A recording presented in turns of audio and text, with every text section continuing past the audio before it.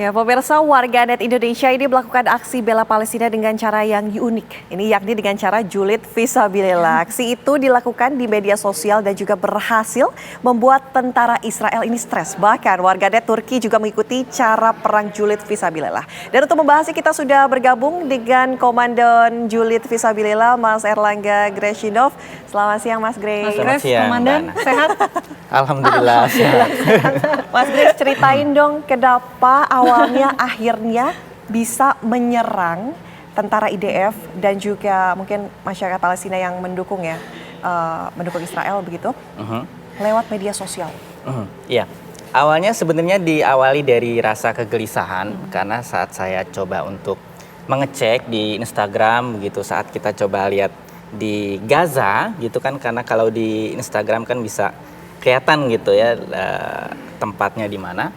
Nah, di situ saya melihat bahwa banyak tentara IDF yang dia merasa bangga gitu ya, mereka berfoto di reruntuhan gitu, dan itu tentu suatu hal yang sifatnya tidak bisa untuk dibanggakan sebenarnya. Betul.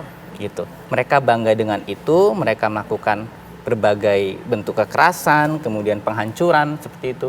Dan mereka pertontonkan itu dengan bangga di Instagram dengan membuat story, dengan membuat feed, dan itu kan suatu yang membuat akhirnya saya berpikiran, ini kalau warga Indonesia masuk nih bisa kena hujat mereka. Padahal bisa. itu jelas-jelas melanggar kemanusiaan ya. Betul, seperti itu. Oke, tapi mungkin Mas awal kemudian muncul kata julid fisabilillah. Sebetulnya ceritanya gimana sih, Mas? Itu sebenarnya lebih secara natural aja muncul di media sosial, karena kan kalau secara umum kita ada istilah jihad fisabilillah gitu kan. Kemudian kita coba plesetkan menjadi julid fisabilillah seperti itu. Secara natural dia terbentuk. Oke, kalau sejauh ini apakah sudah berhasilkah menyerang mental health mereka melewati kata-kata yang dilontarkan oleh masyarakat Indonesia, netizen Indonesia di medsos? Ada banyak sekali ternyata tanggapan dan reaksi yang kita dapatkan dari mereka. Mulai dari mereka kunci akunnya gitu ya di private sehingga nggak bisa kita akses. Ada juga yang batasin komen, ada juga beberapa yang tumbang gitu ya karena sering di-report sama masyarakat tumbang Indonesia. Tumbang ini artinya tutup akun apa gimana? Deactivate. Oh, deactivate. Jadi jadi nggak bisa aktif ya? Lagi, hilang akunnya gitu kan. Jadi mereka ada perasaan seperti wah kita nih nggak bisa nih untuk membanggakan diri seperti ini gitu, karena walau bagaimanapun setiap tindakan yang mereka lakukan dan mereka upload di media sosial itu pasti akan memancing reaksi dari warga kita. Mungkin ini karena serangannya masif sekali ya, dilancarkan oleh pasukan-pasukan dari Mas Grace kali ya. Gimana nih? Dari banyak jadi sebenarnya. Komandan, pasukannya ada berapa sih Mas kira-kira? Kalau secara umum ya julid fisabilillah ini bisa saya bilang sudah mulai diikuti sekitar 100.000 orang. 100.000 orang itu tidak hanya dari Indonesia katanya. Dari mana aja nih? Sudah kemarin Turki bergabung dengan kita. Cara bergabungnya gimana? Nah ini kemarin waktu di tanggal 2 kita melakukan operasi serangan umum di mana kita melakukan target kepada beberapa akun IDF dan kanal propaganda Israel di media sosial begitu. Nah ternyata ini memancing reaksi yang cukup keras juga di mereka gitu ya. Jadi mereka panik dan akhirnya ini memicu warga-warga dari penjuru dunia pun jadi ngeh ini kalau ada serangan dari Indonesia begitu. Itulah kenapa mereka kemudian mengikuti jejak dengan cara julid fisabilillah juga gitu. Tapi tidak hanya Turki ya. Iya, kemarin juga ada dari Inggris pun yang ternyata turut ingin bergabung juga dengan kita. Aksi bela Palestina dari kita nih, kalau internasional. Strateginya seperti apa sih? Ada nggak sih strateginya untuk kemudian menjurus ke satu akun kah? Atau seperti apa melancarkan aksinya? Kita memang perlu persiapan terlebih dahulu begitu ya. Jadi pas waktu di tanggal 2 itu memang sudah ada ancang-ancang gitu kalau kita akan melakukan serangan umum ke beberapa akun gitu. Nah di saat serangan umum itu dilancarkan di tanggal 2 kita mulai publikasi siapa orangnya. Nah waktu itu sempat juga akun media sosial namanya Dr. Eli David. Dia itu salah satu akun propaganda Israel yang cukup besar di media sosial itu kena lock karena kena report dari kita semua gitu. Jadi dia sempat mengeluhkan ini gara-gara netizen Indonesia nih gitu. Saya kena lock gitu. Jadi tolong dong diperhatikan nih Elon Musk gitu kan. Tapi Mas, cara tahu nih kalau akun-akunnya ini adalah tentara Israel atau para pendukung Zionis, itu cara tahunya gimana sih? Sangat mudah, bisa kita lihat dari feed dan story-nya, seperti itu. Kalau kita lihat mereka lagi tenteng senjata gitu kan, kemudian lagi selfie pakai seragam, itu kan bisa kelihatan. Ya. Kalau ini serangan sudah dilancarkan, tentunya ada tujuannya ya. Nah, tujuan akhirnya dari Julid Fisabilillah ini apa?